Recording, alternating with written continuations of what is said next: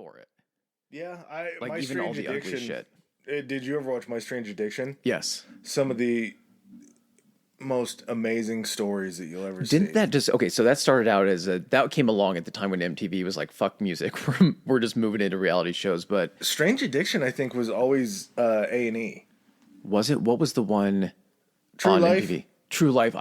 I'm an addict, and then they started moving into that stuff, and then and then that moved into Intervention.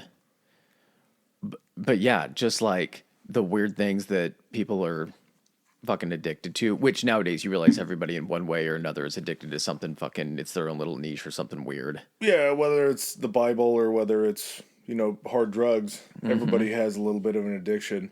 The My Strange Addiction ones, though, it was just so far out of the norm. Like, it was a lady that was addicted to eating mattresses. It was a Yes. lady who... Glass? Was there a glass one? Or Yeah, someone somebody was eating like, glass. A lady whose husband died, and she would carry the urn with her everywhere she went, and then sometimes she would eat the ashes to make her feel good. Like, that's an actual thing that somebody is dealing with. How do you come across anything like that? I think it's a lady that's married to a roller coaster. It's like, this is, what? What are we doing? My favorite was the guy that was sexually attracted to his car, and it was like an Alero. Like, it wasn't even a great car. It was like in the car world, it was a 5. Maybe a five, a -5. So, It might have been a might have been 5. like a soft 7 when it first came out, brand new. But it's when the lights come on in the club, you're not picking the Alero unless there's no other choice. No, everybody has something that's a little bit different about them, and that's kind of what makes the world great. But you don't need to exploit the differences on TV. Yeah, like have an understanding that everybody has their own like kink or weirdness about them, and just take comfort in that to understand that you're not alone, and the fact that you have something maybe weird about you.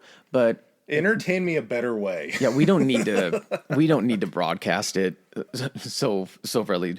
I don't even know if it's something too that.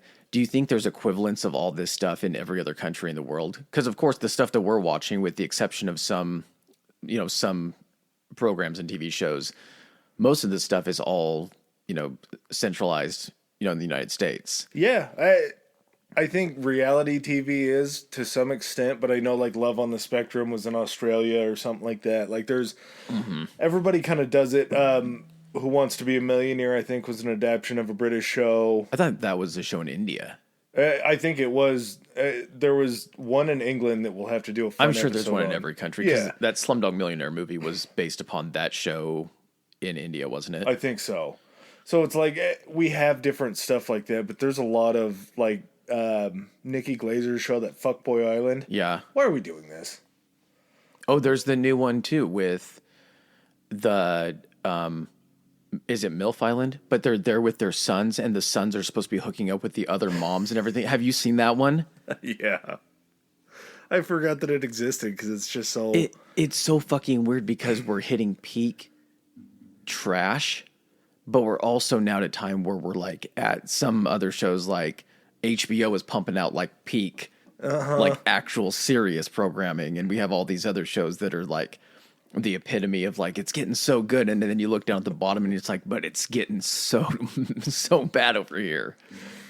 It's something for everybody, I guess. Why the fact that people are still watching it is why this shit gets made. And maybe it is an escape to make people feel better about their own lives, which you watch those shows. It does make you feel better about, even if you're, not doing anything great in life, it does make you feel better. You're like, I guess I could always be one of these people. I love watching Intervention High. It makes me feel a lot better about my situation in life, like just being high. If you ever have like a bad, you get hit with like a little bit of concern or anything like that. Like, am I smoking too much or something like that? Yeah, you watch you that get and you're like, I ain't doing that. I'm not doing that. I haven't tried to fight the shadows today, so I'm doing pretty good. Oh, how do we merge this into what we're talking about? I don't know. Disasters. I guess we're just talking disasters. There's human disasters, and then there's natural disasters, and then there's human-caused disasters.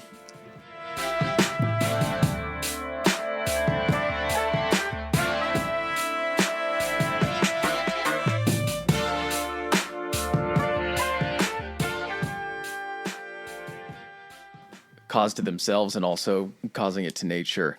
This have we done a disaster? I mean, and this is technically a disaster. It's just over the course of like when people think disasters like disaster porn, like you're thinking there's a stretch of time where what Armageddon, Deep Impact, Day After Tomorrow, San Andreas, Dante's Peak. I mean, every few years there's a disaster porn movie coming out.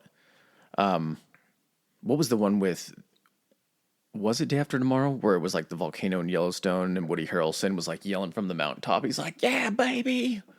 I can't remember, but there's some fascination that we have with these like weird apocalyptic end of the world type things that I think it kind of blinds us to the fact. And the whole premise with those types of movies is that like at any point, like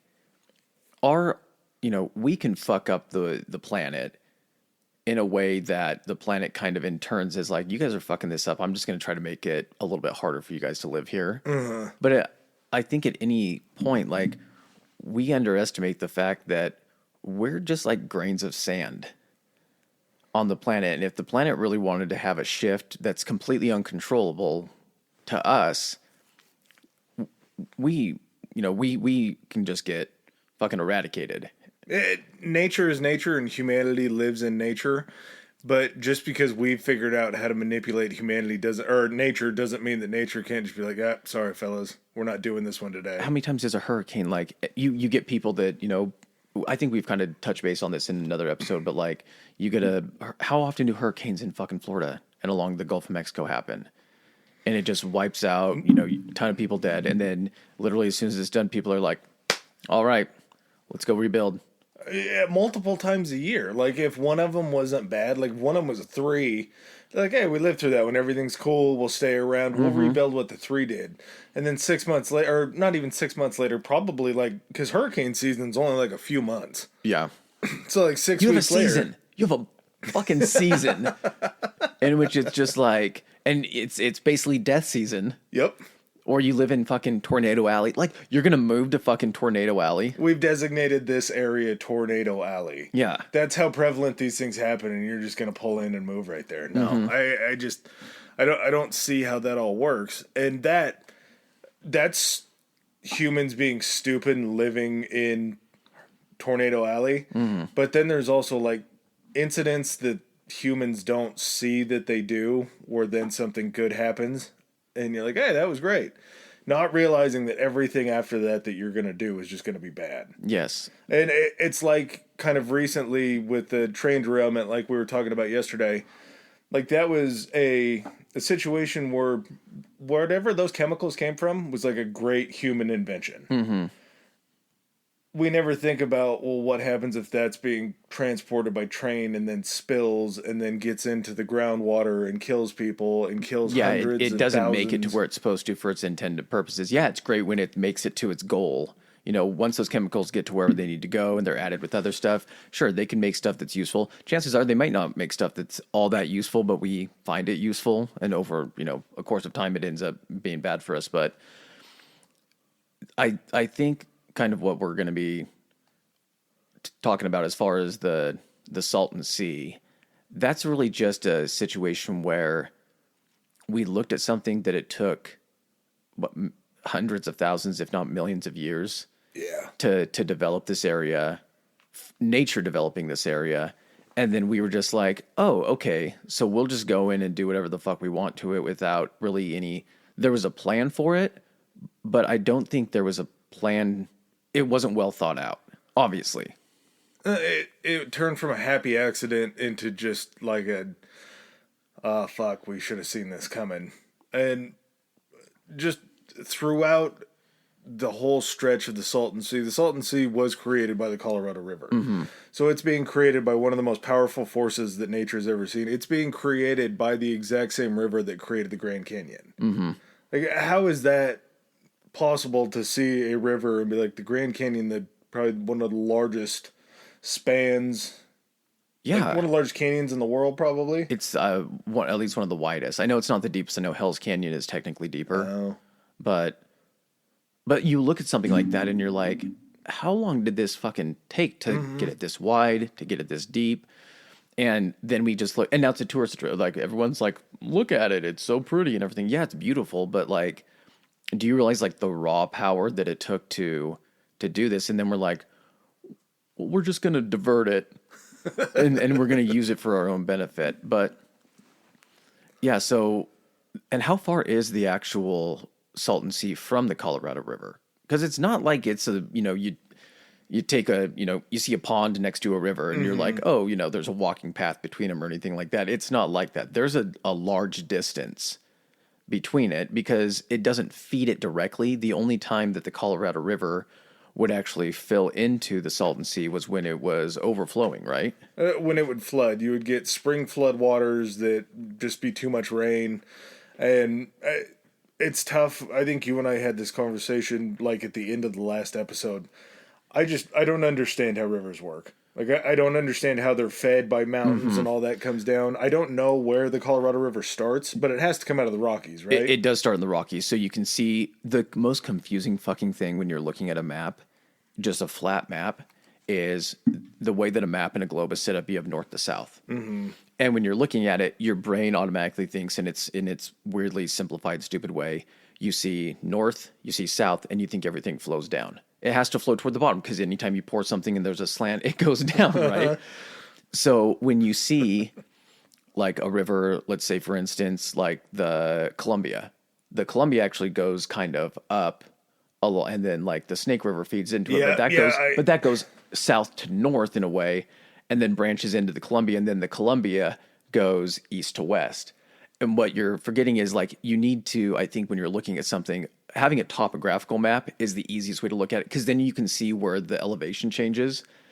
Because the Colorado River comes down and it almost runs in kind of an east to west diagonal, but it's also running north to south. So it's coming down from Colorado. I think it flows through Utah, Nevada, Arizona, and California. And then it kind of goes. I think it starts in Wyoming though. I don't think it starts in Colorado. I thought I saw a larger tributary might start in Wyoming, but I'm pretty sure it starts in like kind of the northeastern part of Colorado. But again, you're dealing with the Rockies, which are huge. So it just depends on the topography as you have all these smaller rivers flowing down these mountains to the low. Everything goes to the low ground.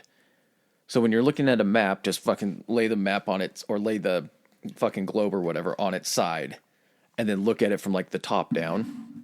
But everything is going to meet, on low ground. And that's what the Salton Sea essentially was, is it was this low bowl within this giant valley, which is called the Imperial Valley, which when the Colorado River, I'm not sure the exact distance between the Colorado and the Salton Sea. I know the Salton Sea is about 130 miles east of Los Angeles. Mm-hmm. And it kind of seemed like looking at it, it might have been almost equal distance to the Colorado River. I would say that I don't know how long that canal would be. And the other thing that you have to remember is where the Salton Sea is, you're right, by the way, it's northern Colorado is where it starts. Okay.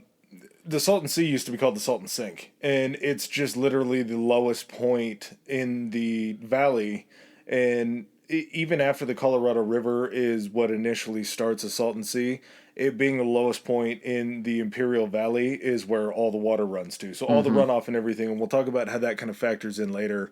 But technically the Salton Sink, which is what filled up, is 236 feet below sea level. Okay. So inland. So it's literally a bowl where anything in that valley, that water is going to rush to the shortest or to the smallest part. So whether it is 150 miles away, it's still enough to where when that when the canal broke, it just fed and fed and fed. And the thing is too, is when you're dealing with a river, like look at a river, like it doesn't look clean. There's a reason that a river looks brown or it's not clear or anything like that. Take a glass and put it in a river and then lift it up and you see all the particulates floating around and everything. The same thing that makes things like that unsafe to drink are also what make rivers essentially the ideal water source essentially for crops and irrigation, because that stuff that might make it unsafe to drink can then be used to enhance the soil and all that kind of stuff for land to actually grow stuff. And so the Imperial Valley over the course of millions of years, again, we're trying to take control. This is a man thinking it can fuck with nature type situation. This took over the course of millions of years. You would have the Colorado River, which is fed by all of these other, tributaries or not tributaries, but like streams and everything coming into it. You have all of this runoff coming off the mountains, which brings with it all of the minerals that it's coming down with, all the dirt, and brings that into the Colorado River. Then that would overflow and feed into this basically like large valley, which was essentially a sinkhole. Mm-hmm. And it would deposit all of these minerals and everything. And at that point, it would sometimes flood the entire valley. But at all times it wouldn't, the whole valley wouldn't be a lake. But it's distributing these because there's no exit for the water. The thing about the Salton Sea and what ends up being kind of the kicker and the linchpin for it becoming an ecological disaster is that there's nowhere for the water to go except through either soaking into the soil or evaporation. Well, when it evaporates, all of that mineral, it doesn't go anywhere. It just stays. And over the course of millions of years, that actually turned the Imperial Valley into this basically just insanely like fertile valley for like crops, irrigation, cattle, all that kind of stuff. The other real benefit is I want to say that it's on the border of the Sonoran Desert.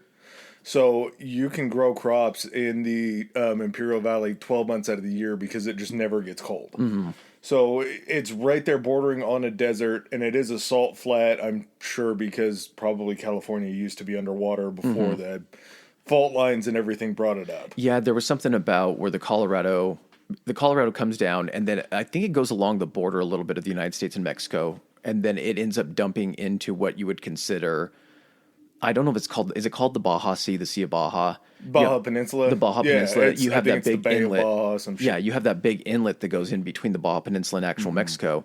That's just basically a big estuary where the Colorado would dump in. Yep. Well, when it was flooding and everything, that would basically back way up, and you would have that whole place would be almost like just filled with water. Baja Peninsula would be 500 miles inland. Inland from where it was.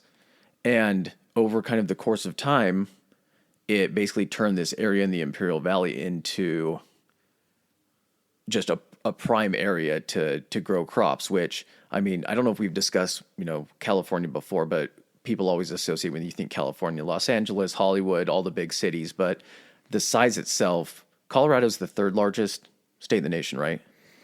Alaska, Texas, California. Probably, yeah.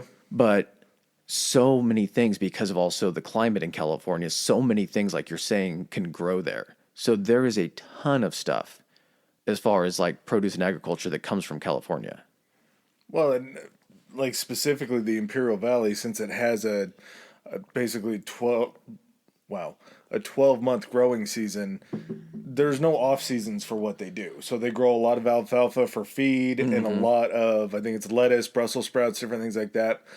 The Imperial Valley can produce that year round, whereas you have other places where these things are grown that do have an off season that is, when you hear of something being out of season, the reason why you don't hear about it as much anymore is because of places like the Imperial Valley. Mm-hmm. So eventually at some point, people within California discover the Imperial Valley and kind of discover what's going on there and decide, hey, this is going to be a great place to start, developing agriculture and crops and everything like that. And but it was also kind of hit or miss it was all determined by the Colorado River when it would flood and supply water to that area, because they would need water to then irrigate those crops. It's essentially, if there's no water coming in there, it dries up and it basically becomes kind of desertish. Well, and that was where the need for the canal came from, was they knew that it was a nutrient-rich area, but they didn't have any water to fertilize with it. Because I want to say that the Imperial Valley, it hadn't had like a rain, or it hadn't had snow since like 1900. So like this was right around when all this was happening. Yeah. But they don't ever get any rainfall. There's no other moisture beyond the Colorado River out there. It's at the, you think of like Death Valley in California and everything. It's not that far as from like a longitude, latitude perspective. It's down pretty close to the United States-Mexico border. It's a very like warm area. Like it's like almost level kind of like with almost LA and San Diego kind of in that area. So I mean, yeah, you're not getting a lot of snow or moisture.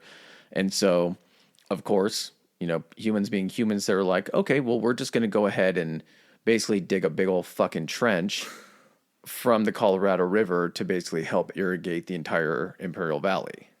And we've run this game for forever. We've talked about the Incans, and even prior to the Incans, learning about canal building and that type of thing.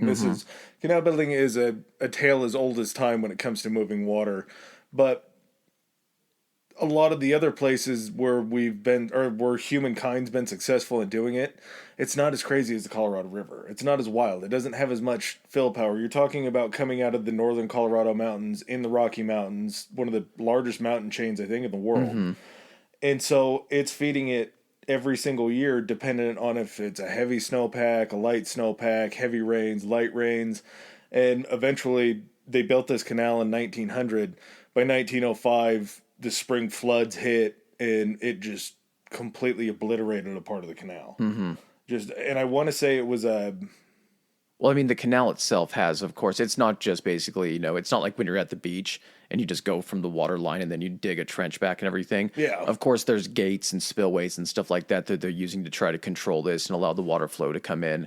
But, 1900, canal technology probably isn't the greatest that it's going to be. People are just going off of what they're not worried about long-term effects. They're just like, we need to get water from here over to here. Let's just dig a big trench and then we'll just let it flow. Well, and when the bust happened and it started just dumping out of the side of the canal, the government was like, not really our deal. That's sort of like not our biggest issue here. And when you say canal, like, I think people maybe like that are thinking like a canal that runs through like, your town or backyard or something like that. This isn't like your 5 foot, 6 foot, 10 foot wide canal. Canal's kind of a term that it's enormous. Oh yeah. It's huge. It basically is a river within its own self. It's just a man-made river, which is why it's considered a canal. Flowing through the desert, basically. Yes. So it was such a big issue that they couldn't get it closed, and I think it took them 2 years to completely close off the canal from where it broke, from where it breached. And the railroad was actually the one, like the Pacific Railroad, was the one that had to come through and fix it because the government said it's not really our deal. All this flooding is covering all these different train routes throughout the valley where they're shipping stuff down to Los Angeles and around there. So yeah, stuff's got to get from all the shit they're growing from the Imperial Valley. There was a ton of also like livestock and everything. So everything that they're shipping isn't just being thrown on trucks. I think we kind of covered this in the Panama Canal, is that, the railroad kind of made its way along what other travel sources would be. Yeah, it was never a direct shot with the railroad. Yeah. And so, of course, you're going to have railroad stations and everything, or railroad routes that are going to run near the Imperial Valley. That way you can then get stuff to the eastern United States or the central United States. It wasn't just, it's not like these like crops and everything were just going to feed California. This was like something that was shipped all over the nation. So yeah, it was kind of left up to them because they were the ones that essentially had the money to lose in this scenario. So they were going to be the ones that stepped up to actually get it fixed. 2 years later, after the hole was actually like stopped at the Colorado River, you end up with a 15 by 35 mile lake at the lowest point. Now, this didn't fill up the entire Imperial Valley. If you were to look at, image of the Salton Sea, or like, you could see it from space. That's how big it was. Yeah. It is still to this day, even after all the evaporation, the largest inland body of water in California. Yes. With Lake Tahoe. Yes. Like, I don't know if maybe they call Tahoe something different because it is split and some of it's on Nevada, but that's a gigantic body of water. And so you're left with this insanely huge lake, and, well, now guess what? You got waterfront property.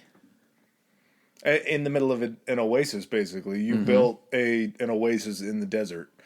And, excuse me, one of the funny things about how they dammed it is they built railroad tracks up to the point of where the breach was, and then they would take they'd take trains down there, and they just have them filled with debris, like old cars, shit that they could just dump into the hole because it was so so greatly flowing that they were just dumping shit in there and trying to hoping make a that it human would clog beaver it dam, up. basically, without any of the like the nuance of actually constructing it. It's like, let's just dump a bunch of shit in here and hope that it plugs up the gap. Kind of like how you see in like zombie apocalypse movies when they're looking to like block off a freeway and they just pile cars and shit and everything up. Yeah, they're just basically rolling up a train car to it and like dump it. Well, and that's what it was. I'm sure that they were dumping dirt in there, and they're like, "Hey, this is gonna work," and they dump it in there, and then they just see it flow with the water. They're Exactly. Like, fuck. The guy's like, "I got an old broken down car. You want to load that up? I bet that'll be tougher to push with." Like, yeah, let's try the car first. Let's lay a good layer of trash and shit in the bottom, then we'll work our way up with dirt. But that's what it was. It was an oasis. By all accounts, looking at all the pictures that were taken of it back then, I mean, it looked like the ocean. It was that big, and it still is that big. But 15 by 35 miles. Well, and here's the other thing, too. So if you're looking at an image of the Salton Sea and you kind of look off to the sides of it, what you notice is, even from images from space, you can see the actual, like, farms and everything. You can see it, like, squared off. So if you're being able to see these from space, imagine how big these actual fields are that are growing these crops. And so you can see them kind of branched off from the actual Salton Sea itself. And then they still had so much room around this entire lake that basically California was like, well, you know, we have all this room, we have this body of water. Let's go ahead and turn this thing into, and what it could be called, the California Riviera. Yeah, which you think the French Riviera, every place that's just a beautiful, nice. Even think like Lake Tahoe. Like you go around, you look around like Lake Tahoe or things like that. You're going to build these huge houses around it, basically like an inland Malibu.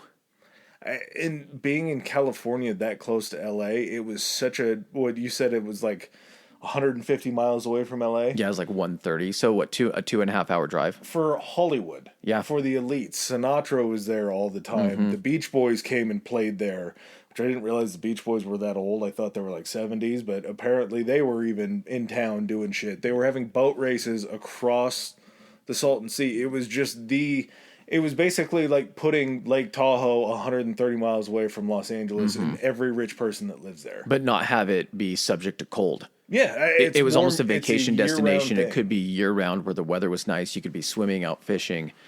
And again, here's the kicker. There's nowhere for this water to go. And that might sound fine if you were just like, okay, well, it's just river water coming in there. All right, well, imagine also this. You have farms, livestock everywhere around this area, and everything feeds into this low point. When you put water, or sorry, not water, but when you're putting like fertilizer and 1950s pests, or, you know, the early, 1900s pesticides and stuff like that on crops, that stuff just doesn't fucking stay where you put it. Yeah, DDT, what was the book that they made? It was called like Silent Spring or something about DDT completely decimating the avian populations. Yeah. That was flowing off of these big all of the farms. Wastewater from livestock farms, from all of these crops was going to the lowest point, which was the Salton Sea. Now, the other thing too is when you're carrying all of these minerals and it's flowing in, of course, nowhere for these things to go. Water does evaporate and everything. You're leaving all of these same minerals that were useful for crops and everything like that, but you're also basically just leaving all of this shit in this body of water. So it's turning over time.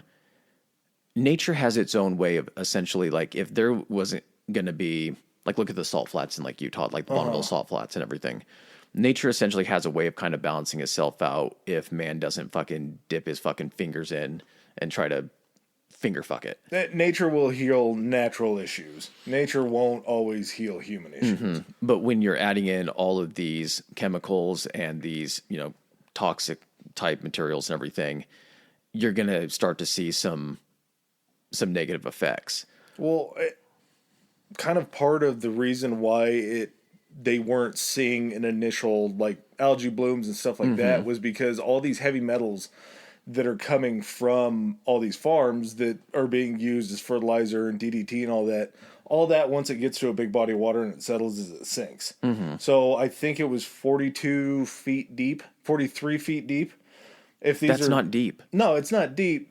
So eventually it's going to continue to pile up. But for the first decade or so of that happening, it's just laying on the bottom. It's soaking into the bottom of the bed. So it's soaking down in. But as the lake starts to shrink, you're going to get higher levels of salinity because it's not as diluted. Yeah, it's a salt. It's a body of salt water. But then you're getting closer and closer to these chemicals. Well, and there was this weird, like, sweet spot when they started turning this place into, again, like the vacation destination, where it almost looked like what they were doing was actually having a benefit to it. You had all of these, like, fish that were thriving within the Salton Sea. They tried to turn it into a sport fishing area because obviously there weren't any fish. I mean, there was probably something that came from the Colorado River. Yeah. But all those freshwater fish are going to die as soon as that water turns to saline. So I want to say tilapia was the big one, but they put in all these different types of fish. Like saltwater fish, like ocean-going fish, because they could survive within the salinity of the water. So they had to basically, figure out the brackish level, though, too, because all the water that was feeding off of the crops wasn't salt water. So it was still, the only solution that it was getting was fresh water in. Yeah. And so you would also have situations where, you know, it became a huge like fishing destination because you would have these sport fishermen coming out able to catch like fish that you'd normally have to go out to the ocean to catch. So it was like this place had everything. And then it would attract all of these different species of birds and wildlife. So it almost became like you were saying, like almost an oasis where like you could catch all these like crazy types of fish that normally you'd have to go to the ocean. You would see all these types of birds. It was basically just like almost looked like nature was blooming there. And it was only for a certain very short period of time. But I could see why initially they were like, well, if it's progressing like this and, you know, we're getting all these benefits, let's just build some shit around it. Why not? Yeah, why not? And they kind of the big deal with the birds coming in, I just had to look it up because I forgot the exact number, but even to this day with all of the issues that it still has visitors of birds of over 400 species of birds. It's basically, there were estuaries around Los Angeles and in that area where birds would hit as kind of like their last migrating spot before they got down into the Pacific Ocean, the Baja and everywhere like that. So since those places were being eaten up as Los Angeles was growing, the birds needed one more stop. And that's what the Salton Sea became. So even to this day, with as just disgusting and terrible as the Salton Sea is and as salty as it is, it's still the last stop before the Baja Peninsula for over 400 species of birds. That's just nuts. So things are going good. And all of a sudden they start to see some of, and it was kind of slow, but you started to see kind of the freshwater fish die off. And then, but it was the salt, you know, salt tolerant fish that were surviving and everything like that. So, you know, it's not too bad. It's not too bad. And a few dead fishes up on shore, not a big deal. No, but at the same time, people don't understand also what that contributes to, like rotting fish and everything. It's not like someone was going along the beach the entire time, along the entire, you know, shore of the river and cleaning up all these fucking dead fish. Like fish would die, wash up on shore, rot. You'd start to get fucking smell. You had fish that were essentially didn't have an immunity, but had levels because of all of the essential chemical runoff. You would then start to have fish that were getting poisoned by that, but could still survive. But then if they died, what's going to be easier for a bird to eat the fish on the bank or to go? So they would be eating these fish that were essentially toxic. The birds would start dying off as well. And kind of in the 1980s, you start to see the levels of contamination get to a point where you can't really ignore it anymore. And there was one day where there was a die-off of fish that was in, I want to say it was in the millions.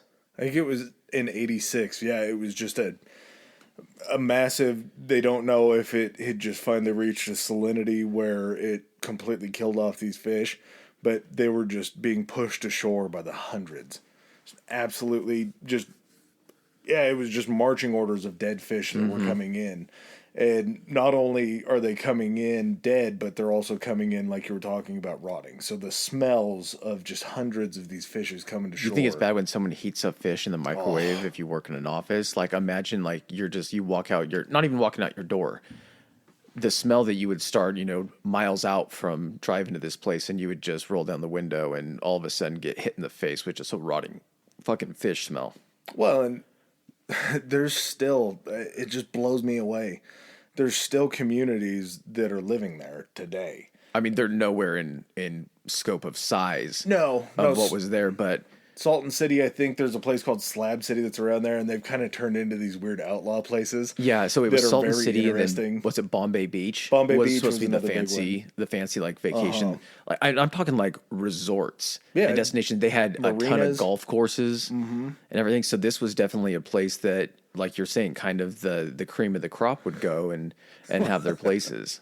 Well, if they were trying to water with the water from the Salton Sea, I guess they couldn't because it was salt water, but it had all the fertilizer and everything in it already, so it Yeah, was probably exactly. just making that grass pop.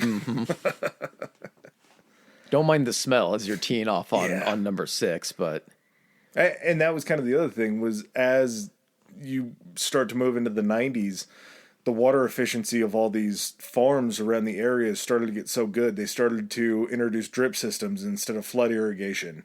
So the water levels that are coming off as runoff are just turning to nothing.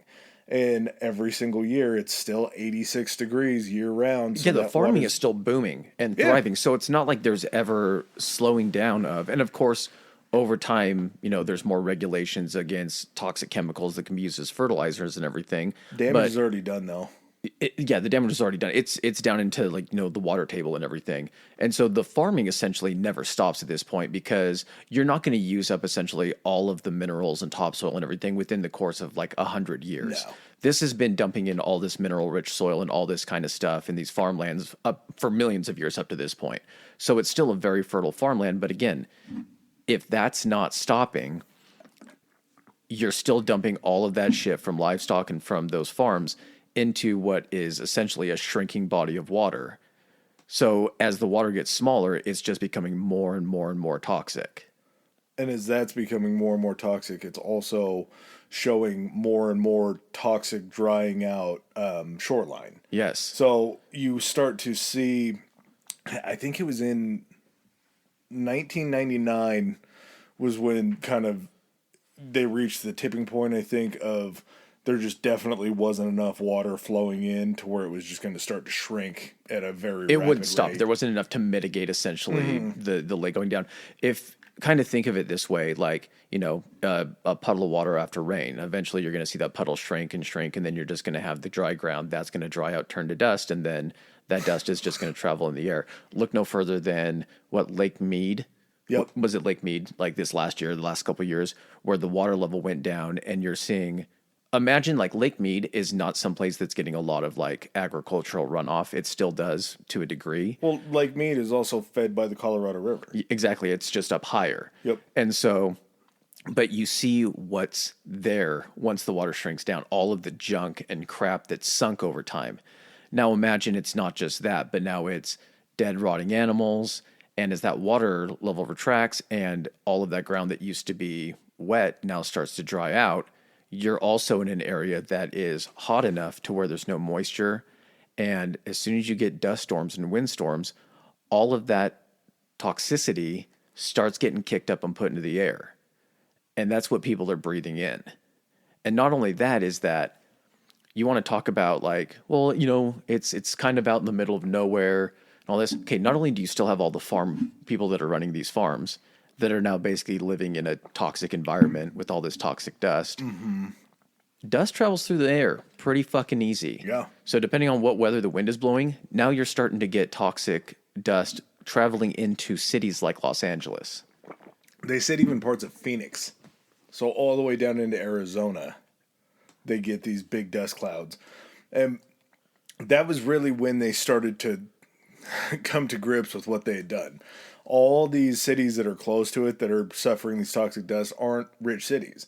They're not cities that can go, in front of the LA City Council and be like, hey, this shit is killing our people. They have, right now, I want to say it's around that area and kind of in the valley, over 20% of kids in that region are diagnosed with asthma, and that's less than 10% nationally. So over twice the national average are being diagnosed with asthma. And until these clouds started hitting these big cities that had these big coffers and these big tax revenue places, nothing was getting done about it because there was they're no just reason. farmers. Let the farmers deal with it. And it's not like these people well, why don't you just move or anything? You can't when like you're a generational farmer and your entire livelihood is completely predicated on maintaining these places. Also, you're also getting paid quite a bit in these areas. Where are you going to go? You can't just go start up a farm somewhere. It's not like you can just move 50, 500 miles away and be like, well, this ground looks good. Because if that ground looks good, somebody else is already farming on it. Like this place is still producing a ton of money for this area. And so you basically have people that are like, okay, well, you're going to live here and you're going to make money.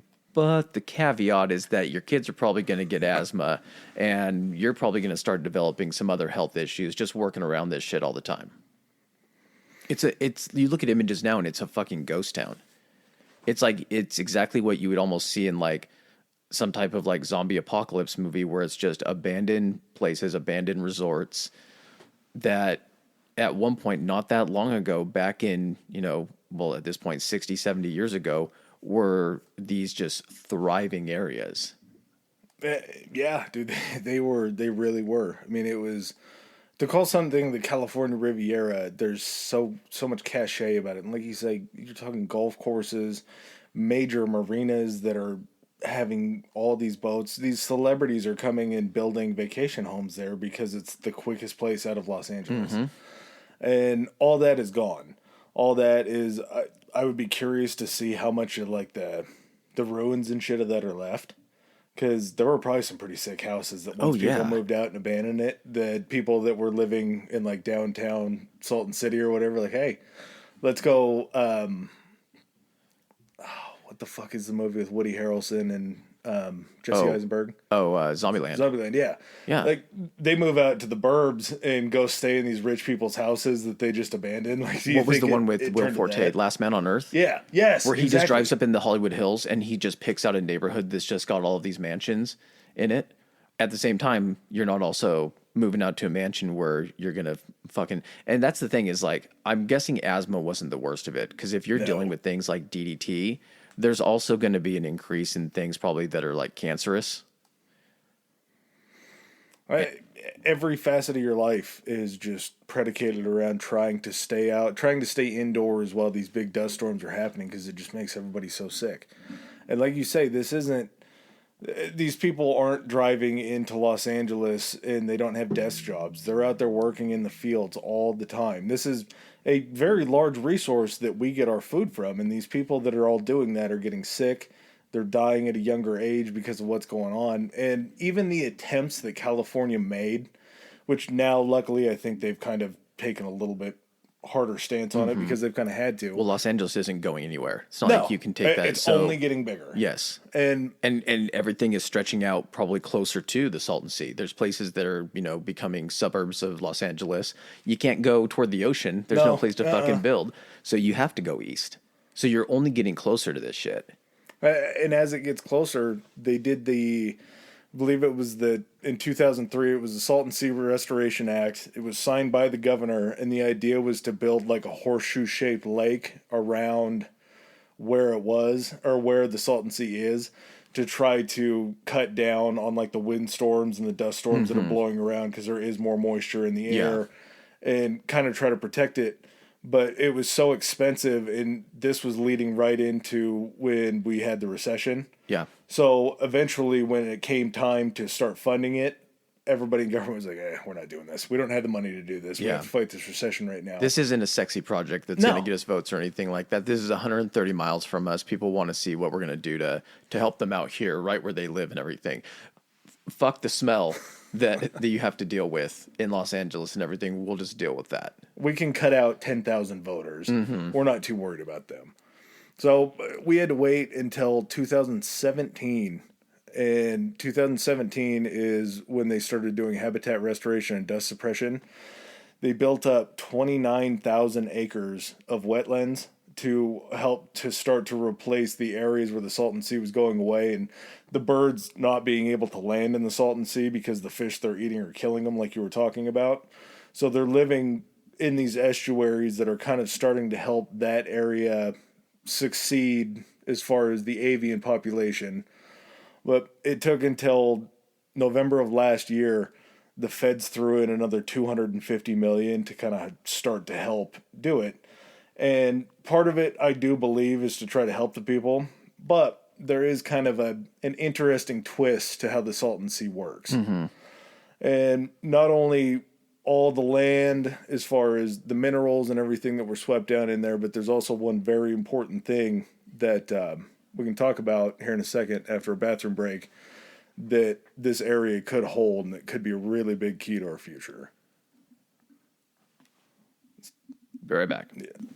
All right, while we take a break from class and take care of some business, you can also take care of some business. If you don't follow us on Instagram or Twitter already, our Instagram handle is Historically High Pod. That's Historically High POD. And our Twitter is Historically High. That's Historically HI. All right, and back to our show.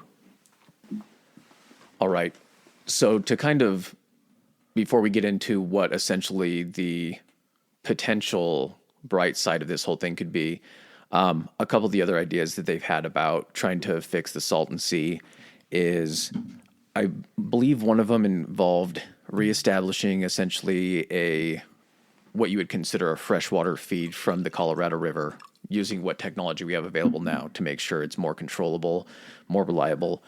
And then in order to prevent what happened previously, where you're just dumping all of this shit into the valley without anywhere for it to go but up, is doing a canal from the Salton Sea down to the Baja Gulf, into that area. That would require them to create a canal longer in distance than the Panama Canal.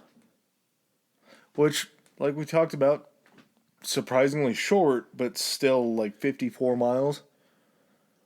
Well, I don't know if they meant distance in what they had to work with the Panama Canal, because again, the actual canal that they had to work through, they just ended up creating lakes, which took up the majority of the canal route, and it didn't require them to do any type of like dredging. I don't know if they meant longer than the Panama Canal for the entire distance, regardless of the having to dredge or anything like that. But having to create essentially a waterway for stuff to actually flow out to the sea, which at the same time, are you like, okay, so should, instead of just landlocking all of this like hazardous shit, should we just dump it in the ocean? No, thanks. We already have a literal trash island floating in the ocean right now. We don't need to continue to. Yeah. But I mean, and that, of course, the amount of money that would cost, that's not something that someone's going to, put up, or that if anybody, for the government putting up money and everything like that, if someone's like, well, we have this thing in California, and as soon as people hear that, like, we're not sending money to fucking California and all this shit, like, it's just something that, as long as it's, money is coming out of there, it's kind of one of those situations that, well, the money we're making out of that area doesn't outweigh the ecological disaster it is. And is the Salton Sea considered the biggest ecological disaster in California's history? Ecological, I think it would have to be. Maybe the fires are now number one. Yeah, but you can consider the fires potentially man-made due to not Power having availability lines. of water and maybe that kind of stuff to fight the fires, the drought. But I think as far as just like, because it wasn't an ecological disaster when nature was just taking its course doing that kind of shit. No, because it always found a way. It would always there would always be a solution to what's going on. And the sad part about what's happening is right now, talking about the Salton Sea, it's a very important ecological issue, but we're on the precipice of something that we've never really seen before, and it's going to kind of be a responsibility game, because just while the Salton Sea was shrinking and there were issues, they were still selling extra water rights from that they were diverting off of the Colorado. They were selling those water rights down to San Diego because the demand for water in San Diego was also growing. And the Colorado River, just coming off of like where it gets pulled up in Lake Mead and everywhere like that, the Colorado River feeds part of what's going on in Arizona and Phoenix as well. Oh yeah, if there's places like, there's Lake Mead, which has a dam, and then there is Like, okay, so above Lake Mead is Lake Powell. That's the one with all the red rocks and everything like that, right? Mm-hmm. And then you have Lake Mead, which is held back by the Hoover Dam. Powell is, I think it's on the border of Utah and Nevada. Yeah. And so it's not like there's no water being used at any point. Like any place along the Colorado River that's within reach of the Colorado River is also diverting water off of there. So you also wonder why, last couple of years you've seen these images where Lake Mead has historically low levels of water. It's because that water is then being used further up, and there's droughts, in other places without snowmelt and everything. So we're building cities that are getting massive in the middle of the desert. We're building Las Vegas because we have the ability to function water. Wasn't that what we talked about during Babylon 2, is that like the creation of like the canals and aqueduct system essentially allowed you to dictate where you wanted to build your city. It wasn't dictated for you by being near a water source. You were able to bring the water source to you. And the whole thing with the Salton Sea, and I understand that this isn't the sexiest topic or anything like that, but all of this has come in a very short amount of time when you compare it to just human existence or human development or anything like that, is that we basically just saw this within the, early 1900s or maybe a little bit before, as far as like a farming area, and 100 years later, it's turned into just a complete shitstorm. It's right on the outside of one of the most important, basically growing operations that we have inside the entire country. Mm-hmm. So it's such a juxtaposition of like the cradle of life and then just this rotting, deadly lake that's causing all this harm. So how do we turn chicken shit into chicken salad in this, Adam? I was pretty surprised. It took a couple of extra Googles to really look this up, because you always hope that there's going to be something good coming down the pike. And interestingly enough, one of the things that California does really well is not only are they on the forefront, I think, of like wind and solar energy, being on the San Andreas Fault, they also have the ability to harness geothermic energy, which is a very renewable resource, because being right there under the Earth's crust, you're going to be getting a lot of heat, which you can turn into energy from the actual Earth. So one of the things that kind of gets, that we were talking about in the beginning, where you have this Salton Sink and you have the Imperial Valley, the reason that it's so fertile is because of all the vitamins and nutrients and things that were brought down by the Colorado River. Now, when the Colorado River is shaping basically the topography in the geographic regions that we see with the Grand Canyon and coming down out of the mountains, it's eating away at limestone and sandstone and everything as the river meanders through it. All those nutrients that are coming out of the rocks and everything that are being taken away and destroyed by the river have to be deposited somewhere. So when you get these overflows, all these vitamins and minerals would then be dumped into the water, or coming through the water would then, through evaporation, be pushed down into the soil. One of the biggest deposits that they've found so far is lithium. And lithium is, the demand for lithium is going to be going through the roof, because that's what all the batteries that are being put in EVs are made of. They're just because they're a batteries. higher quality, they can hold a charge longer. That's why essentially lithium is something that's now kind of considered, even like you have the, AA lithium batteries and everything that are supposed to last, like 30% longer, like 50% longer. The biggest problem that they've come up with, if you've ever heard a discussion about transitioning over from fossil fuels to electric, is that it requires lithium to do this, and lithium is essentially it's a finite mineral. You can't it's created by nature. You can't synthetically create lithium or anything. This isn't a process by which you can't take oil and make gasoline. It's not like that. Lithium. No, it's not like, you can't make plastic essentially out of petroleum and stuff like that. Lithium has to be a naturally occurring mineral. And it's like we say, that's the big hullabaloo that we're running into, is you can store fossil fuels. We can mine them and we can store them. But if we're creating renewable energy, it has to be placed somewhere. So it has to be held within a lithium battery. Therefore, we still have that power that we just generated saved up to be able to use. And through all these millions of years, it's just the whole valley, but primarily where all the waters would settle during these floods that would happen, or where these greatest lithium deposits are. And the U.S. Department of Energy estimated that there could be up to 600,000 tons of lithium mined out of there per year, which is a tremendous amount to be able to make batteries. It's enough to where we could store enough energy in our country to be completely energy independent and still have some left over to sell. So there's 2,000 pounds in a ton, right? Yeah. So per year. 1.2 million tons, or 1.2 million pounds. Yeah. It's just an insane amount. It's the largest brine source of lithium in the world. So there's multiple different kinds of ways that you can find lithium, and mostly it's like mountains or places like that to where it's all dry. Mm-hmm. But since the Salton Sea has been where it is, it still has groundwater. It's still a natural water resource. So it's salt water. So that's why they call it a brine source, because it's still in a wet area and it's not like the side of a mountain or somewhere that's dried up. And to be the biggest source of lithium brine in the world, I mean, that's a major find. And it's all just through nature.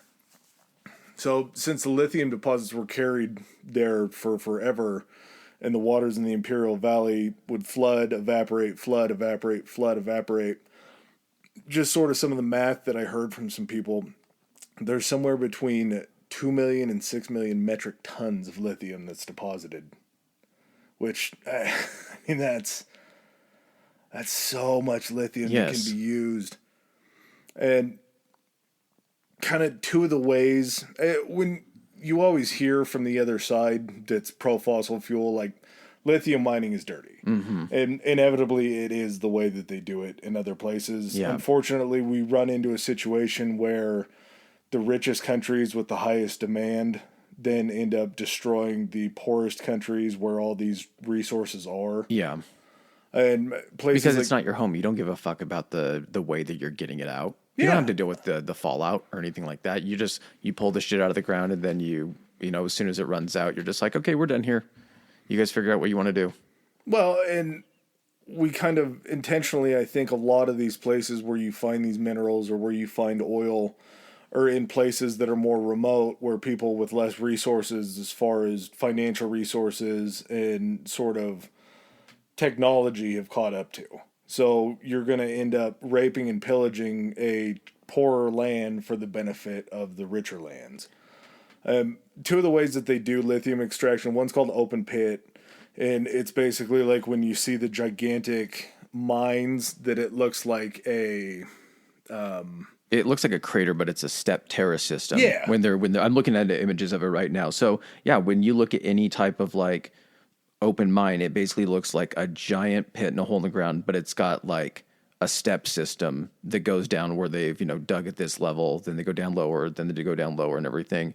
And of course, like you look at anything like that, you're like, well, that's not natural. That can't be good. No, and it looks terrible. And when they do it, it's like you say, it's a large open mine. They mine out these big rocks. They soak them in sulfuric acid. The sulfuric acid breaks away the mineral composition of the rock.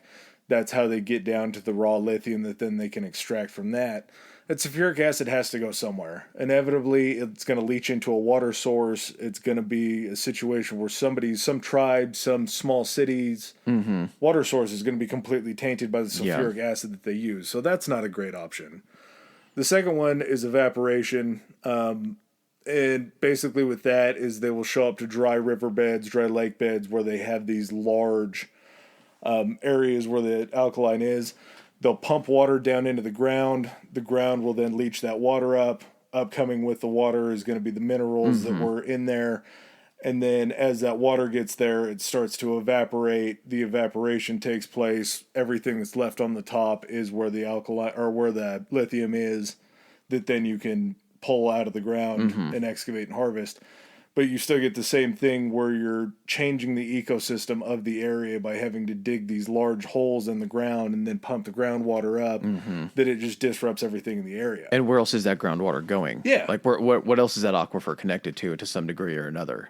Yeah, you're wasting water you're wasting a precious resource in most of these areas to bring And that water, out it's not like, I don't know what exactly the procedure would that be, but I'm guessing that to then make that water usable for something else is probably a process in itself. So it's not just it's not just, hey, we're going to go ahead and pump a bunch of water down in this. It's going to bring up all of the, minerals required for lithium, and then we're all good. Like that water, essentially, it's kind of like this same thing. When you remove certain things from water, sometimes those chemicals or those minerals that are in that water is what makes them valuable. If you remove those and it's got other chemicals in it, that can then turn that poisonous. So there's always going to be some type of trade-off for it. In the end, all that water is gone because they have to let it all evaporate in order to harvest the lithium from it. So that water is it's a sunk cost. It's just gone at that point. Which eventually you got to hope it rains and comes back down and does all that. But you can't wait on that process. So one of the biggest thing about getting lithium is going to be the extraction. The way that California can do it, luckily, because like I was talking about with the geothermal renewable energy, is they have these plants already for geothermal where they can dig down underground, they can hit these geothermal ducts basically, bring that water up, use the boiling points and the steam, basically the power and the energy, they can harness that. Well, then they can send the water back down into the ground where it can hit the geothermal duct again, heat back up, and we just have basically a renewable resource to send that water up and down. While they're doing it, they can actually put a screen or a filter within the system to be able to catch the lithium that's then being brought up out of the brine from the ground. Because it's still going to be salt water, so you can't use it for anything else unless you desalinize it and do all that. That's another process. But you're using that brine, you're catching the lithium every single time it brings it back up. So in essence, you're harvesting all the lithium out of the area without changing the composition of the area. So it's kind of like, in a weird simplified way, it's kind of like a hot tub, essentially. It's this utilizing the same amount of water, pumping it through a system. The filters will catch, in this situation, something useful instead of like all of the undesirable stuff that you want. And then you can extract that stuff from the filters, but it's cutting down. And I mean, I'm sure you're losing, a percentage of it to just natural occurrences of reactions and everything like that. But that water's not evaporating and then going somewhere else. You're able to capture at least a larger portion of it to continue using that. And I'm sure that process, considering that it's not used in a lot of different places, that's probably a little bit more expensive and everything, but more. But if you have a reliable source to start mining lithium in that scenario, you definitely can't, mine lithium in the traditional way because you're too close to civilian populations and big, like large population centers. So yeah, you're going to spend, and that's the kicker. It's going to cost you a little bit more upfront. It's like buying an electric car. You look at it and you look at the price tag and you're like, fuck.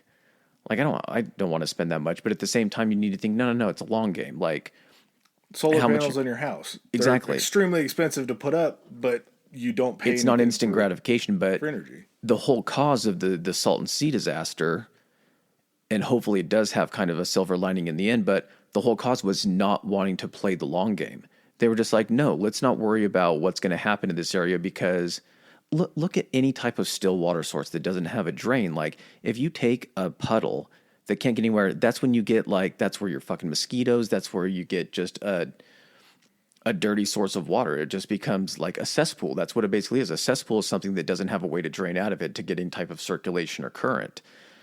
And people didn't have, when, building up the Salton Sea, they didn't have that foresight to see. Hopefully this is something to where they learn from that and say, okay, let's go ahead and maybe spend a little bit more initially because we're going to make that back in the long run. And it's going to cause less of a, disaster where we're having to clean up messes all around this area when people start getting, fucking toxic poisoning or asthma and all that shit. Well, and you kind of see where, not to break it down into like humans being good in this scenario, but you see where the money goes. You have companies like Berkshire Hathaway, one of the largest holding companies, Warren Buffett's company. You have them investing hundreds of millions of dollars into these resources and into building these geothermal plants and into mining this lithium because they then see the foresight to see where it's going to go. So you see that there's an inevitable cash cow there, but we have to be able to learn from kind of what happened in the Salton Sea, where the cash cow showed up and everybody cashed in on it, and then they were fucked afterwards. You have to make sure that you're doing it in an ethical way that this can continue to happen. That's the key, though, is if you have somebody that is, you get situations where you have people that are wealthy, privately wealthy, that can do these things or invest into these types of resources. I'm not saying Bill Gates is an angel or anything like that, because he's got his own, fucking closet full of skeletons and bag of shit. But you have people that at the same time are trying to do something useful, knowing that what they're doing, they're not going to immediately reap the benefit of it. It's going to be outside of their lifetime in which it's really going to come to fruition. And the problem with situations where the technology does cost more to try to get this done, or it's more of a long game, is the people that have the resources and the money. How old are those people already? If you tell somebody, hey, we're going to have you invest this kind of money, but you're not going to see a payoff for 50 years. And that person's like, well, I'm going to be fucking dead. How am I going to enjoy this? That right there is enough to make most people just turn tail and run away from it. So it's just about finding the right people that have the right motives and essentially know that they're not going to be the people that are reaping the benefits of it, to still say, no, fuck it. I'll do it for, generations to come. And I think that's kind of the tricky part. Well, and the state of California, I think, has a good reason to want to keep investing their governmental funds into it and to investing tax dollars into it is, I think they made a pledge. And I know they made a pledge. I'm not sure if it was by 2035 or 2045 that they were going to phase out. They were going to be basically dependent on only renewable resources. Yeah. So if you can see this geothermic ability to be able to produce renewable energy, and at the same time you have the raw materials of the lithium to then make batteries, you're going to be investing more for them to be able to put plants out there right next, like battery plants, not even just the geothermic plants, to where they can build the lithium batteries on site in that exact same area, because it is just a vast expanse where they can't grow because it's too salty. So it's a situation where it's like they can kind of create their own ecosystem of batteries to then create their own energy independence. And that's only going to help people. Like, that's only going to benefit the people of California to be renewable energy independent, because once there is the big pond to draw from, everything's going to get cheaper. Yeah, exactly. And you got to imagine, like, what's California as far as the, what do they rank on the fifth largest economy in the world? Yes. Like, imagine if this could go through and they could do this the right way, what that's going to do as far as even making them more successful. Well, it's like what you said. They already had the Silicon Valley, and now we're going to be adding the Lithium Valley, too. This is why we don't, when everybody goes, oh, we need to sell California off to somebody else. You don't have to. California is the most major driver in this country as far as tax dollars and everything else. We need to keep them. We need to hold them and love them and coddle them. I know they get weird. They get weird even for me, and I'm a fairly weird dude, but you got to stick through. Yes. Because they're going to be the ones that are going to carry us. I was going to say, people kind of look at weird, and the term like progressive and everything like that doesn't even mean what it actually means. It's one of those fucking buzzwords that people use in a negative connotation, but the root of that word is progress. And yeah, you do have to be progressive to try to take some risks and try to do some things that are outside the norm. How many, inventions and things that we use where somebody trying to go outside the norm and do something crazy, and yeah, they failed 10 times, but then that 11th time, or even that 111th time, they created something. Look at the fucking light bulb, man. Yep. You think people were ever like, oh, that's fucking crazy. What are you going to put electricity through this and it's going to make light and everything? Like, that's fucking stupid. You're off your fucking nut. And all of a sudden now, can you imagine life without having light? No, dude, big candle had to have been pushing on it, just like fossil fuels. Where we're like, this seems like a fool's errand. Yeah. We're not going to support this. Keep buying candles. Candles are the way to go. We can keep producing them. There might be a finite amount of wax that we can get in this area, but we'll try to figure it out. Yeah. It's another step towards the future. And hopefully the people in that area, as far as depressed as they are and the shit that they have to deal with, if they can get the ecological issues cleaned up and they can stop the toxic dust storms from happening, it's also going to be a boon for them because then they can work in these factories, they can work in these plants, they have jobs to where the area just grows economically, not only with the renewable resource and the battery plants, but you're also providing jobs. Yeah, and the enrichment of that area could enrich every area around it. Yeah, a rising tide Lifts raises all ships. Yeah. It's just a perfect scenario that could end just a terrible ecological disaster. All right, so that's going to wrap up our talk on the Salton Sea. We're going to go ahead and take it a little bit international and kind of keep on the theme, though, of dark. Of man, again, fucking up with nature and thinking that we have some type of control over it. 1975, the Banqiao? I'm going to say Banqiao. Banqi or Qiao. So it's Chinese. I'm not sure what the pronunciation of it, but it's a dam in China. Too many vowels in one word. And it is, I'm not sure how China breaks up its land. I know it's provinces and everything. I believe that. So it's in the Zumadian in Henan, China. So I guess that would be, if we're going to compare it to the United States, it would be county, state, country. Maybe. I guess that close enough. Yeah, city, state, country, probably. Yeah, city, state, country, something like that. So the big focus is on this dam collapse and this dam failure.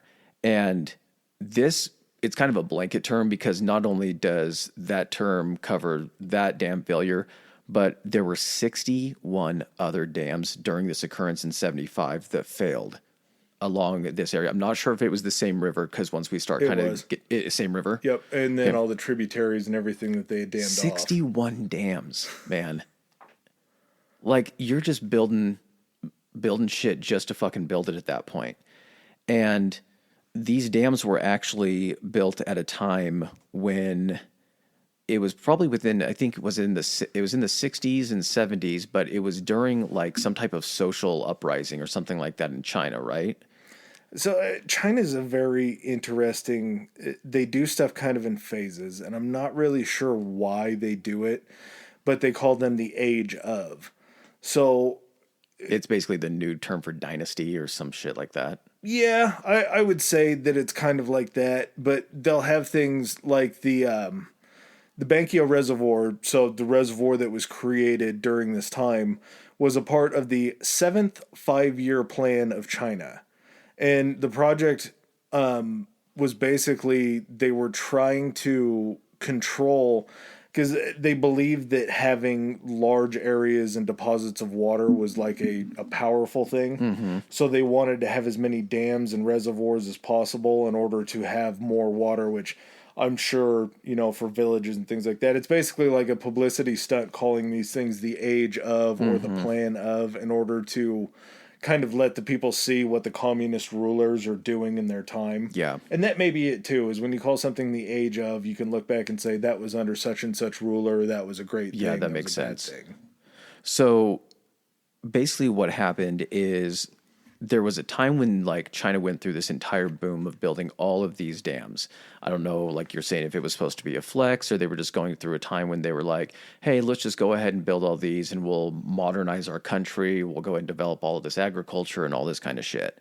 But it was during a time when they were kind of buddy-buddy, I guess, with, like you were talking about communism with the Soviet Union and everything like that.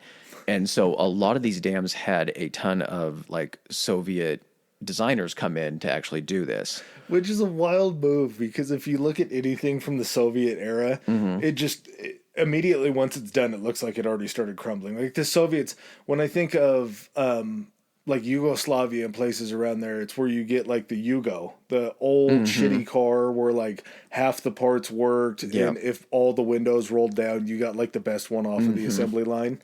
Just if I'm looking towards building something that's going to try to hold back hundreds of thousands of millions of metric tons of water, I'm probably not going to go to the Soviets for help. No. And so this dam itself, they said when they're building it, it was meant to survive a 1 in 1,000 year flood. Yep. So that's like their scale system for like safety on these fucking things. And it'll happen once. but we're probably not going to be around to see Yeah, it. well, yeah, we're not worried about this but you don't realize when you're just talking about 1 in 1,000 years, that doesn't mean that you're going to get through 999 years, and then in that 1,000th year, it's going to be the time when it fucking hits. So it could hit at any time. You're telling me there's a chance. But at the same time, you're also sitting there saying like that you have 1,000 years of hard data on all of this shit for everything that's happened, and that you can make an educated decision on this. You were picking stuff up from 1000 AD. No. Well, along comes Typhoon Nina, and Typhoon Nina apparently brought with it a 1 in 2,000 year flood. So it's the kind of flood that happens every 2,000 years there. And just looking at the amount of water and rainfall, I don't know if there's ever been a typhoon that's happened in America. no, I think typhoons are kind of the thing that you think of when you're thinking about like the Indian Ocean. Godzilla. Yeah. Like Japan, Indonesia, that entire area. It's still even part of the Pacific, though. Yeah. There's just something about that area, though. I don't know if it's the way the land is structured or everything like that. Like, because there's a lot of like inlets and all that kind of stuff. But Typhoon Nina comes in, drops a fuck ton of rain and flooding and everything over this area in China, which, topography, everything is funneling into these. What was the name of the river? It was like the Zun or It was the Huai. the Huai. So dumps it into this, and Did you see the numbers for the water that was brought in?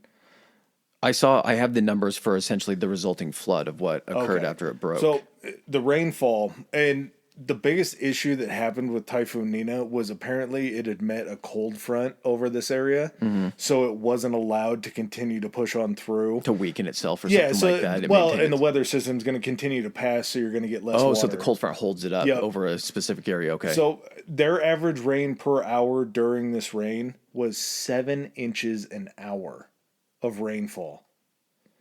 Over the entire day, it must not have been through the entire day because it would be impossible to get there.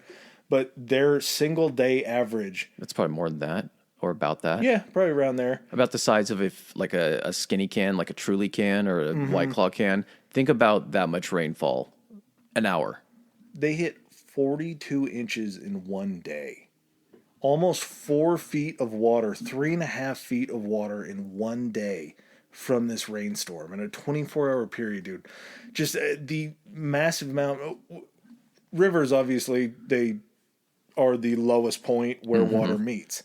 Now think about having 42 inches of rain hit the ground in every area and flood towards the exact same area. Yeah, it's not like you're talking about like you could imagine like people thinking about a football field and then raise a level of water almost 3.5 feet and being like, well, you can still wade through that. I mean, that's horrible flooding. No. All of that now coming into like a centralized point. So you're extrapolating that, and now all of a sudden it's 40, 50, raising levels by that much. When a couple things that went into not only the insane amount of water that was being dumped into this river behind this dam and everything, but also the structural way that these dams were built because they were done so quickly. The materials that they used were really questionable. They used this stuff called peasant steel, which the term in itself, you can probably imagine what they're referring to. They showed it. Did you see the places where they were forging the steel? They would have these just like mobile forges, and they basically just look like a bunch of like pottery kilns. And that's literally what it was. Instead of mining the ore that they used to make the steel, they would take the refineries to where they were getting the ore. So they were cutting up and just fucking up the land as far as forests, wherever they had these big ore mines that they were pulling all this steel out of. They were sending them straight to the foundries there. Not a lot of quality control. No, not at all. It was literally, I mean, we have something in America that we call pig iron, and it's just basically like a mix of every mineral and ore that you can find, and then it's cooked down into, or it's refined down into what's called pig iron. The impurities and shit, there's just a ton of it. Yeah. All this stuff wasn't refined down to where it was the purest steel ever. It was just whatever they could throw in there. So the tensile strength, you could never tell because it wasn't... It could vary from fucking beam to beam. Exactly, yeah. You could have 10 beams out of one pot that was all melted together, but that's not going to be the same as the next pot. No. So this thing with the amount of water, the poor design essentially of the dam, this dam ends up breaking, and I'm not sure if this was kind of the main one because it was the largest one. Yeah. I'm not sure how many of the 61 were behind this one, but you have to imagine not only is the water coming down into this reservoir, you have dams probably breaking. I'm not sure how many upstream or upriver. They're releasing all of their water down at the same time. Then you have this insane body of water that ends up collapsing, and the resulting flood when the Banqiao Dam ends up breaking, it caused a wave that was a little over 6 miles wide, between 10 and 23 feet tall, and traveling at 31 miles an hour. Now I know because we're all used to driving in cars, speed limits, on a freeway, 65, 75, whatever. The fastest sprinters in the world run, is it somewhere between like 13 and 15 miles an hour? I think so. Somewhere around that. And that's talking about like your Usain Bolts and like your cream of the crop athletes. They might get up there because you see every once in a while on like fan grass for a receiver like 19, 20 miles an hour. Okay, so that's still It's still much less. That's still a superhero, basically, being able to run that fast. Yeah, and the funny part about China is they always want to consider like what they've done the biggest and the best, which I guess every country is, so it's not just China. Yeah. But once they made 3 major reservoirs, and it was the Banqiao Dam, the Shimontan Dam, and then the Baixia Dam. Well, when they got done with the Banqiao and they looked at it, it already had cracks in the clay across the front of it. It was already starting to fail as soon as they had finished it. So they actually had another couple years where they continued to work on that and the Shimontan. And like what kind of fixes can you can't go structurally inside the thing. No, you're basically like slapping plaster on this thing. Exactly. You're trying to like fill the cracks. And so once they got done, they considered the Banqiao Dam, they called it the Iron Dam. It was supposed to be the unbreakable dam. That's right. Is what they called it. The Titanic of dams. And much like the Titanic, we see the exact same thing. So after the Banqiao ended up failing, then it came through, and I believe it blew out the Shimontan, which is the second one. And not only like, you got to think that like this isn't just like when something breaks, think of it in this form of like also kind of like an avalanche too. When an avalanche comes down, yeah, you're seeing just a lot of snow and everything. But if you've ever seen like flood footage, it's carrying trees, rocks, anything it can. So it's not just like, oh, this dam is getting hit by a wall of water, which if you've even gotten hit by, go to a fucking wave pool if you have a water park and just stand there and try to take like a wave that's not even your height, that's going to knock your ass backward. Now imagine there's all types of fucking like boulders and trees. So as soon as this weight and this flood of water hits one of these dams, it's not like it's like, I'm holding it back. It just fucking goes. Well, and they actually, this happened over, I think it was a 3 or 4 day period. But August 6th and 7th is when most of the dams had ruptured. They actually realized, kind of through just watching like basically the map of how this was all going to play out, that they sent out bombing missions and actually blew up. They were launching airstrikes against other dams to try to kind of redirect the water or allow it to flow. Well, they knew that if they blew them early enough before the wave got to them, that it wouldn't just keep making the wave bigger and bigger and bigger. Okay, so it would allow that water to water okay, first. It would allow that water to release, which would be a lesser amount of water. Exactly. Okay. But still, can you imagine that launch? You're a fucking fighter pilot. And your job is to you're launching missiles at a dam, trying to fucking break this thing. Yeah, what about all these cities or all these villages that are around? It's just like, that's kind of. And a lot of these are collateral super damage. rural communities where it's like literally like villages and shit like that, where there might be like a few telephones or radios that are at these places. You're getting a telegraph. Yeah, and there's not a lot of like vehicles and stuff, so like the evacuation of these places, you're not getting. This isn't like a mass exodus of people being like, yeah, we're just gonna get the fuck out of here. It's like, what do you mean? Like we have a day to pack up and try to escape like what's going to be a fucking 6 mile wide like flood wave coming at us? I can't even, my mind doesn't even let me go to how big like a 6 mile wave, just thinking about trying to drive 6 miles.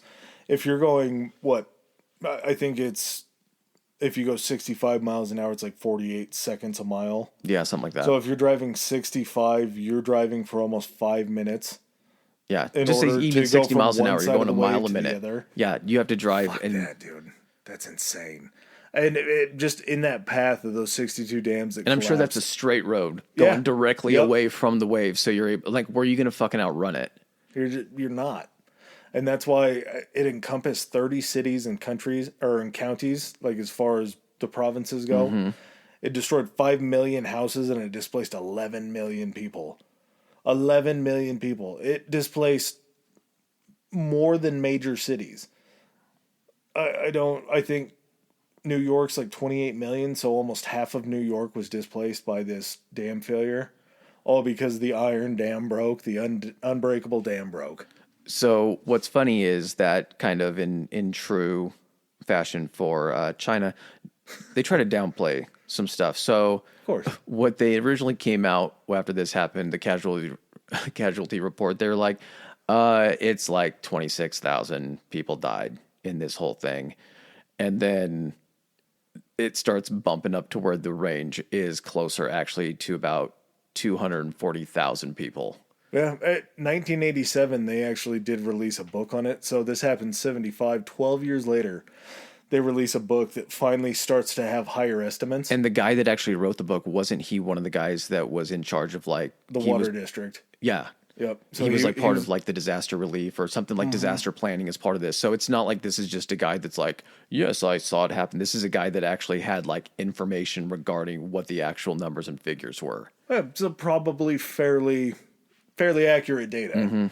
And then even after that, the actual report was kept a state secret until they, I don't even know what their classification for declassified would mean, but I'm guessing it's probably still that. I feel like that number, 240,000, is probably still, I'm not saying it's a low end estimate, but if they're going to try to keep it, it's going to try to be on the lower end of it, especially because all the information is going to be directly provided essentially by the Chinese government. 11 million people displaced and only 240,000 deaths seems like a very low number to me. Especially considering how fast all this happened. Yeah, it was in an instant. It was over 4 days. And like you say, these are small villages. These aren't like major metropolitan areas where people can drive their cars out and try to get out that way. They're on foot trying to hoof it and outrun a 31 mile an hour. You can't walk 31 miles an hour. Like, it's going to catch you eventually. But I mean, again, this is just something where, man, and we've had, I think they said since what, 2000, between 2000 and 2009 worldwide, and of course the scale varies. There have been something like 200 dam collapses worldwide. And it's just, some of them they say are due to like earthquakes and shifting land and all that kind of stuff. That's what I'm saying. Like, not only do you have to think about all of that when you're trying to control parts of nature, then it's not only the unpredictable what nature's going to do, but it's also the fact that, do we really know what we're doing in regards to this? We think we know what we're doing. We can make estimates. We can, use scientific data, but at the same time, we're basically just making our best guesses at how to do this kind of stuff. You never know. And that's also the catch-22 of playing with a water resource is you can dam it up. You can find a way to hold it back, but inevitably, if you don't continue to keep up on that, just like we've talked about through all of history, history is created on the banks of rivers. It's created on the banks of water sources. Mm-hmm. So any places where these dams are in the world, with probably the exception of like the Hoover Dam, but I would say even if that collapsed and let out Lake Mead, it would probably still get to Vegas somehow. Oh, yeah. In one way or another, it's going to impact it. Yeah. So there's always going to be people around where these dams end up breaking apart. And I think nowadays we're probably a lot better. I don't know what the death toll count in America is. I know that America's had a few since the 70s where people have died. I think the Teton is one of them. I saw that, but the casualty on that I think was 11. In like the tens or it was just double. It was double digits, so it wasn't horrible. But at the same time, that's the other thing too. Is I think we've grown up at a time where that's just normal. You go look at a dam and you're like, whoa, that's big. But you don't really think about like, what is that? What's the purpose of that? Like, all the mountain has to do is shift. And you have dams in areas where earthquakes do happen. I mean, that shit it'll eventually cause issues. You've seen Vegas Vacation, right? Yeah. Where they're touring Hoover Dam, and Chevy Chase chips a piece of stone away, and the water starts leaking through. Yeah. And so he tries to. I've actually toured Hoover Dam like that. So Really? you go down into. They allow you to go to a lower point of the dam, but then there's literally like 5 or 6 levels below that no one's ever allowed to go. You walk through an area in which it's bedrock or limestone, but it's wet. And it's always wet because there's a little bit of water seeping through. Not enough to do like this little, like the boy in the dike where it's like, that shit was just funny. It was Chevy Chase humor. But you can literally like take your hand, and if you cup your hand against it and wait long enough, like it will start to like fill up in your hand a little bit. I don't like that. No. That's too scary for me. Because if that's a 6-foot hallway, that's just 6 more feet of inertia that it can get in order to hit the other side. And the water can get through there. If water's getting through that, it can get through anywhere. Yep. Yeah, water finds a way to get through whatever. And what's that going to do in 100 years? It's just our hubris that we're in control of this kind of stuff. Is you get reality checks every now and then, but nature always wins. Yeah. What is it that dude said? Oh, I guess it's life finds a way in Jurassic Park, but it's kind of the same thing. Yeah, nature in itself will find a way. If it doesn't like what you're doing, it's gonna figure out a different way. You even see it just in areas where, even where we live, like that some of the nicest homes in our area are in a floodplain. Yep. Knowingly in a floodplain. And somehow people have just made peace with the fact that maybe every 2 or 3 or 4 or 5 years, there's going to be a foot of standing water in their yard, in their fucking yard, and then through their space. living room and all that kind of shit. And then they're just going to be like, okay, well, insurance take care of it. It's like, why? Why is it necessary to be? Because you want to have a nice view of the river. Like, you understand that this is not just a pretty thing to look at. Like, nature is literally the most destructive force. We talked about like the atomic bomb and everything like that. And that's us harnessing essentially a power of nature with like the splitting of the atom and all that kind of stuff. But at the same time, that pales in comparison to what nature is capable of. We have a fucking super volcano sitting, in the northwest of our fucking country. The breadbasket of, the West. Yes. And we're just kind of like, well, people make guesses like, we think the last time it erupted was this, and maybe it's going to erupt again. We don't fucking know what's going to cause that. We would have no warning. And then you see what the blast radius of it would be, and it would wipe out like 4 states. Yep. Like in an instant. Quick. Yeah. I guess people like to go through life without thinking about that, because if you do pay too much attention to that or think about it too much, you're just like, so this is all just kind of a gamble. It's like all we're a on borrowed crapshoot. time. Yep. Yeah. We live in an area of the world where I think we probably have it the best, but at the same time, there's so many things around us that can kill us, and we have no control over it. I think there were just a couple volcanoes in Alaska that were having earthquakes, like they were getting ready to erupt. I don't know what that would do down here, but you have to think,